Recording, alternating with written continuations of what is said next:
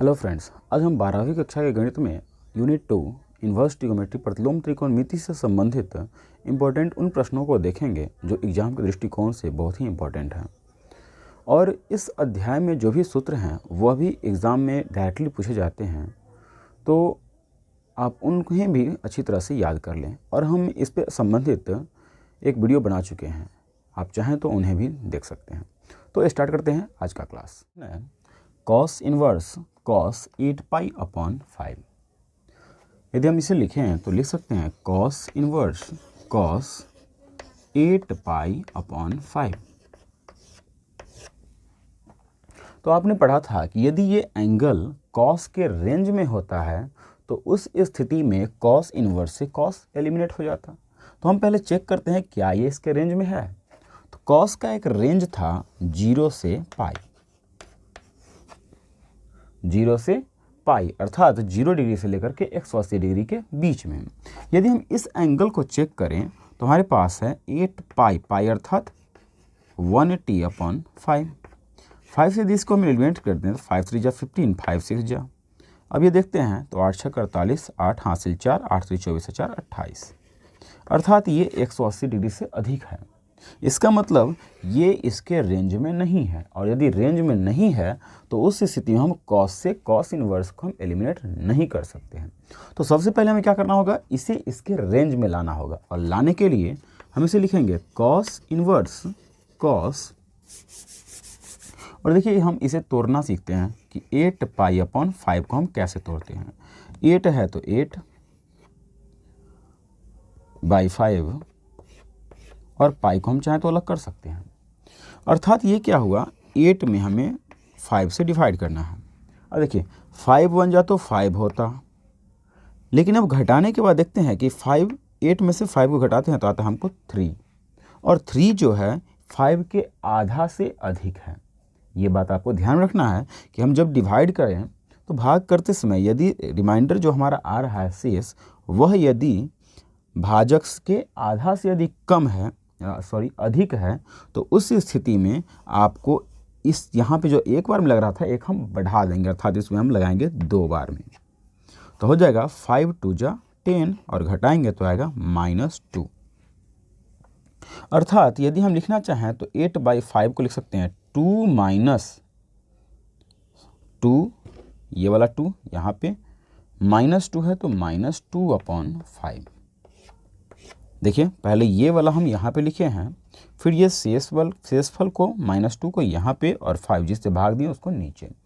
पाई है तो पाई, यदि आप चाहें तो चेक कर सकते हैं। हम इसे लिखना चाहें तो लिख सकते हैं 5 2 जा 10 -2 अर्थात 8 बाई 5।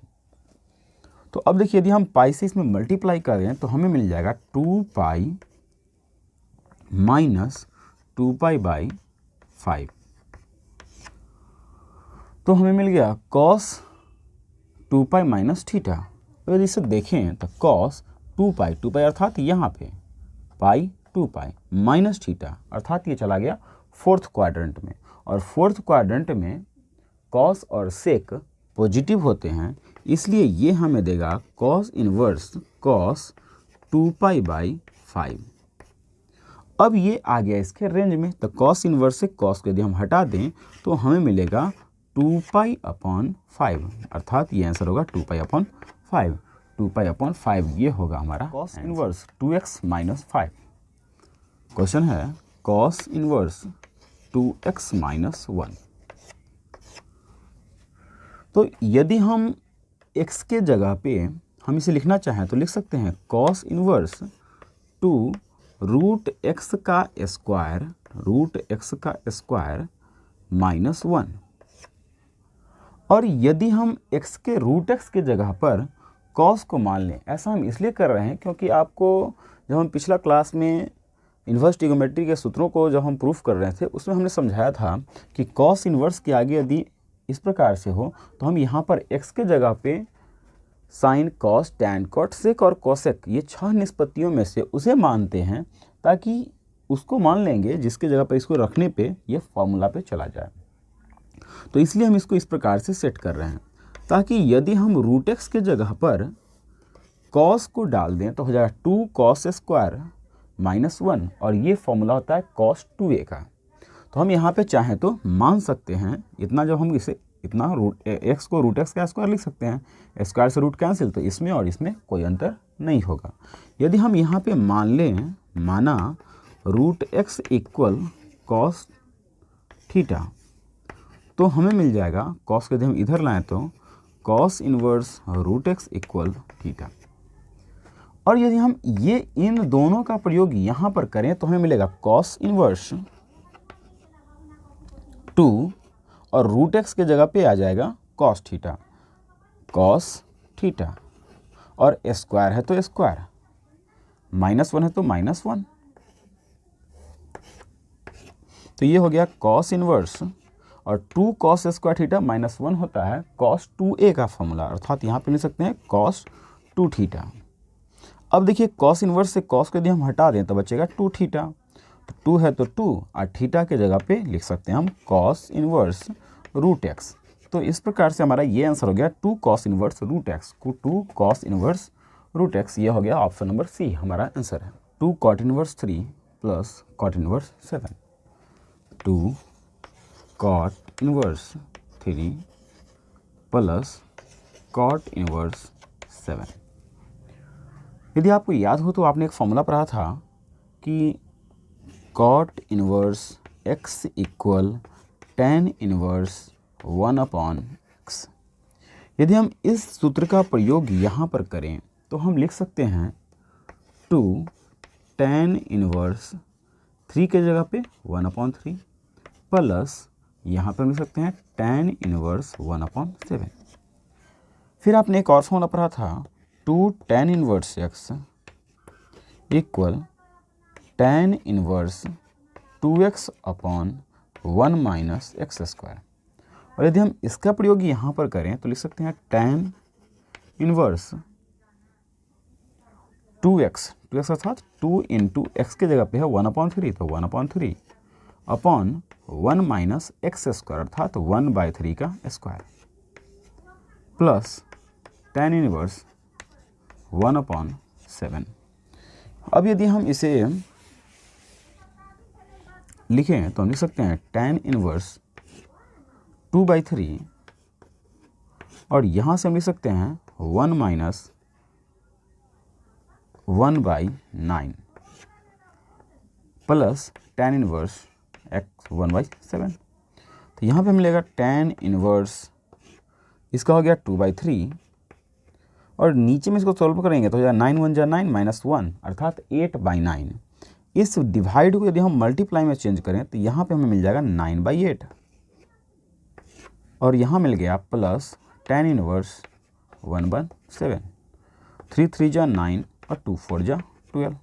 अब देखिए तो tan a plus tan b, ये फॉर्मूला आपने पढ़ा था tan a plus tan b का इक्वल होता था tan inverse a plus tan inverse b का tan inverse a plus b/1 - ab।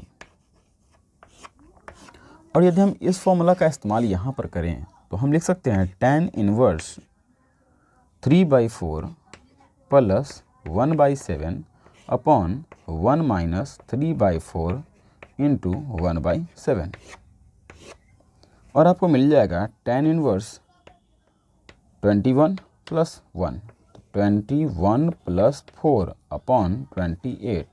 अब पूरा के डिवाइड में आ जाएगा 28 - 3/28। 28 से 28 कैंसिल, तो हो जाएगा आपको मिलेगा tan इनवर्स 25/50 तो 28, ये भी आ गया 25 कैंसिल अर्थात आ जाएगा 1 और 1 मतलब tan में 1 होता है 45 डिग्री का मान, tan इनवर्स 1 अर्थात tan में 1 45 डिग्री का, 45 मतलब 1 plus cos inverse -1/2 plus sin inverse -1/2। इसका मान क्या होगा? यदि आपको याद हो तो आपने एक फॉर्मूला पढ़ा था जिसमें हमने कहा था कि sin inverse -x cos inverse -x और tan इनवर्स -x और cosec इनवर्स -x। यदि ये तीनों माइनस में होता है तो उस कंडीशन में माइनस को हम केवल बाहर निकाल लेते हैं, तो होता है माइनस साइन इनवर्स एक्स, इसका होता है माइनस टेन इनवर्स एक्स और इसका होता है माइनस कॉसेक इनवर्स एक्स। लेकिन यदि इसके अलावा जो तीन को बच गया, कॉस इनवर्स माइनस एक्स या कॉट इनवर्स माइनस एक्स या cosec inverse sec inverse minus x, तो इन तीनों में क्या होता है कि हम लिखते हैं इसको pi minus cos inverse x. इसके लिए होता था pi minus cot inverse x और उसी प्रकार इसमें होता था pi minus sec inverse x. और यदि हम इसी का प्रयोग यहाँ पर करें तो अब हम इसे प्रयोग करके आसानी से इसे सॉल्व कर सकते हैं। tan में 145 डिग्री का मान होता है, अर्थात इसे हम लिख सकते हैं π/4। कॉस के आगे ये निगेटिव है, निगेटिव मतलब हम यहाँ पर लिख सकते हैं पाई माइनस कॉस इनवर्स 1/2। ठीक उसी प्रकार इसे हम लिखें तो साइन के आगे माइनस है, तो रूल कहता है कि साइन के आगे यदि माइनस वाला हो तो माइनस सीधे बाहर, तो यहाँ पे हो जाएगा माइनस साइन इनवर्स 1/2। अर्थात ये हमें मिल गया π/4 प्लस पाई, और देखिए यहाँ पे माइनस कॉस में 1/2, कॉस में 1/2 π/3 का मान होता है, अर्थात 60 डिग्री का मान, तो ये हो गया π/3 माइनस साइन में 1/2 30 डिग्री का मान होता है, तो ये हो जाएगा π/6। यदि हम इसको सब कुछ जगह एक जगह कर लें तो हमें मिलेगा इसका एलसीएम 12 4 3 जा 3 पाई प्लस 12 पाई माइनस 3 4 जा 4 पाई प्लस 2 पाई माइनस 2 पाई।